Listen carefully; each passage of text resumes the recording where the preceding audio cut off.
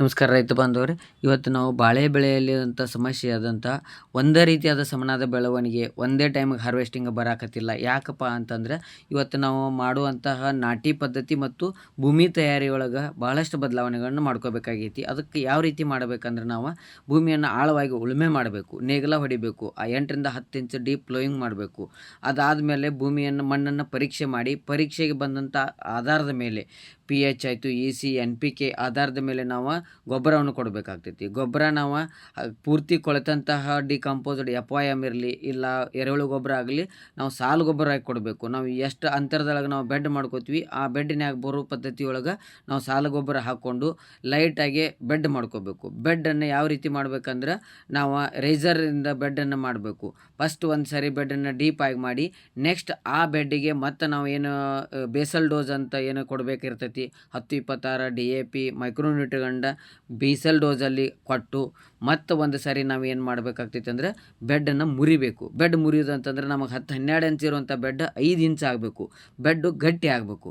ಆ ಸಲುವಾಗಿ ನಾವು ಮತ್ತೊಂದು ಸಾರಿ ರೇಜರ್ ಹಾಕಿ ಹಿಂದೆ ಒಂದು ಏನಾರು ಭಾರವಾದಂಥದ್ದು ವಸ್ತುವನ್ನು ಕಟ್ಟಿ ಅದನ್ನು ಬೆಡ್ಡನ್ನು ಕಡಿಮೆ ಮಾಡಬೇಕು. ಬೆಡ್ ಗಟ್ಟಿ ಆಗಬೇಕು. ಬೆಡ್ ನಮಗೆ ಎಷ್ಟು ಗಟ್ಟಿ ಆಗ್ತಾವಲ್ಲ ಅಷ್ಟು ನಮಗೆ ಪ್ಲ್ಯಾಂಟೇಷನ್ನ ಈಕ್ವಲ್ ಆಗಿ ಕೊಂಡಿರ್ತೈತಿ, ಗ್ಯಾಪ್ ಆಗೋದಿಲ್ಲ. ಅದಕ್ಕೆ ನಾವು ಬೆಡ್ ಗಟ್ಟಿ ಮಾಡಬೇಕಂತಂದ್ರೆ ರೆಡಿ ಆದಂತಹ ಬೆಡ್ ಮ್ಯಾಗ 2 ಲೈನ್ ಡ್ರಿಪ್ ಲೈನ್ ಹೋಗ್ಕೊಂಡು ಪ್ರತಿ ನಾವು ಹಚ್ಚೋಕ್ಕಿಂತ ಮುಂಚೆ 5ರಿಂದ 6 ದಿವಸ ಬೆಡ್ಡನ್ನು ಗಟ್ಟಿ ಆಗುವಂಗೆ ತೋರಿಸ್ಬೇಕು. ನೀರು ಸಫಿಷಿಯೆಂಟಾಗಿ ನೀರು ಬಿಟ್ಟು ಬೆಡ್ ತೋರಿಸ್ಬೇಕು. ನಂತರ ಮಾರ್ಕಿಂಗ್ ಮಾಡಿಕೊಂಡು 5 ಫುಟ್ ಅಂತರದೊಳಗೆ ಸಸಿಯಿಂದ ಸಸಿಗೆ 5 ಫುಟ್ ಅಂತರದೊಳಗೆ ಗುದ್ಲಿಯಿಂದ ಪಿಟ್ಸ್ ತಗೋಬೇಕು. 5ರಿಂದ 6 ಇಂಚ್ ನಮಗೆ ಪಿಟ್ಸ್ ಆಗಬೇಕು. ಜಾಸ್ತಿ ಪಿಟ್ಸ್ ತೆಗಿಯಾಕೆ ಹೋಗ್ಬೇಡ್ರಿ. 5-6 ಇಂಚ್ ನಮಗೆ ಸಫಿಷಿಯೆಂಟ್ ಪಿಟ್ ಇರುತ್ತೆ. ನಂತರ ಏನು ಮಾಡ್ಬೇಕಂದ್ರೆ ಏನು ನಾವು ಸಸಿಯನ್ನು ಸೆಲೆಕ್ಟ್ ಮಾಡ್ಕೊಂಡಿರ್ತೀವಿ, ನರ್ಸರಿಯಿಂದ ಸಸಿಯನ್ನು ಸೆಲೆಕ್ಟ್ ಮಾಡ್ಕೊಂಡಿರ್ತೀವಿ, ಆ ಸಸಿಗಳು ಹೆಲ್ದಿ ಇರಬೇಕು. 5ರಿಂದ 6 ಎಲೆ ಇರಬೇಕು. ರೂಟ್ ಕಂಪ್ಲೀಟಾಗಿ ಕಾಯಿಲ್ ಆಗಿರಬೇಕು. ಹೆಲ್ದಿ ಸೀಡ್ಲಿಂಗ್ಸ್ ಇರಬೇಕು. ಅಂಥ ಸಸಿಗಳನ್ನು 4-5 ದಿವಸ ನಾವು ಓಪನ್ ಫೀಲ್ಡ್ನ್ಯಾಗ ಇಡಬೇಕು. ಇದಕ್ಕೆ ನೀರು ಕೊಡಬಾರ್ದು. ನೀರಿನ ಬದಲಿ ನಾವೇನು ಮಾಡ್ಬೇಕಂದ್ರೆ ಒಂದು ಏನು ನಾವು ಬಯೋ ಇದು ಬ್ಯಾಕ್ಟೀರಿಯಾ ಕಲ್ಚರ್ ಏನಿರುತ್ತೆ ಆ ಕಲ್ಚರ್ದೊಳಗೆ ಪ್ರತಿದಿನ 10 ನಿಮಿಷ ಇಟ್ಟು ತೆಗೆದಿಡಬೇಕು. ಇದನ್ನು ಯಾಕೆ ಮಾಡ್ಬೇಕಂದ್ರೆ ನಮ್ಮ ರೂಟ್ ಝೋನಲ್ಲಿ ಪ್ಲ್ಯಾಂಟ್ಸ್ ಒಳಗನ ನಮಗೆ ಬ್ಯಾಕ್ಟೀರಿಯಾ ಕಾಲನೈಜೇಷನ್ ಆಗಕ್ಕೆ ಹಿಡಿತೈತಿ, ಡೆವಲಪ್ ಆಗ್ತೈತಿ. ನಾವು ಹಚ್ಚುಗುಡ್ಕದು ಮಲ್ಟಿಪ್ಲೈ ಆಗಕ್ಕೆ ಹಿಡಿತೈತಿ.